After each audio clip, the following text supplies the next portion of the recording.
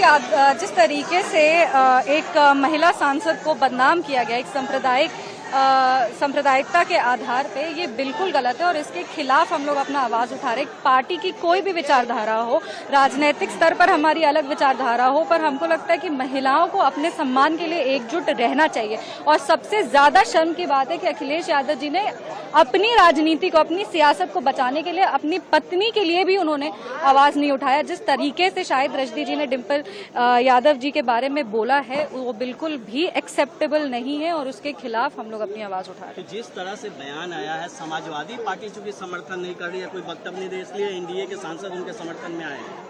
नहीं, अब समाजवादी पार्टी क्यों नहीं कर रही है ये तो पता नहीं, क्योंकि उनकी राजनीति ऐसी है ना। अगर वो इसके खिलाफ आवाज उठाएंगे तो उनकी राजनीति क्या बचेगी? उनकी राजनीति पूरे की पूरी तुष्टीकरण की राजनीति है। अब अगर वो अपनी ही लीडर के लिए आवाज उठाएंगे, उसमें भी अगर उनका वोट बैंक डैमेज हो जाएगा, तो आप समझिए कि अपने नेता के लिए भी ये लोग आवाज उठाने को तैयार नहीं है। इसीलिए एनडीए हमेशा नारी सम्मान में है। वो किसी भी राजनीतिक विचारधारा के हो, नारी का सम्मान सर्वश्रेष्ठ है और नारी का सम्मान के लिए एनडीए हमेशा खड़ा है।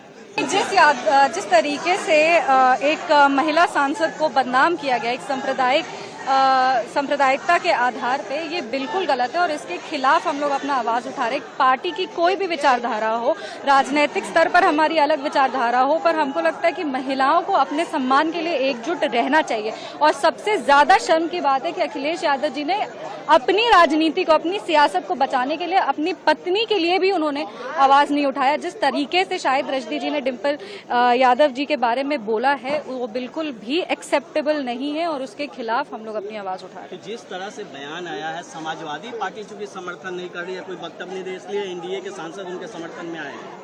नहीं, अब समाजवादी पार्टी क्यों नहीं कर रही है ये तो पता नहीं, क्योंकि उनकी राजनीति ऐसी है ना। अगर वो इसके खिलाफ आवाज उठाएंगे तो उनकी राजनीति क्या बचेगी? उनकी राजनीति पूरे की पूरी तुष्टीकरण की राजनीति है।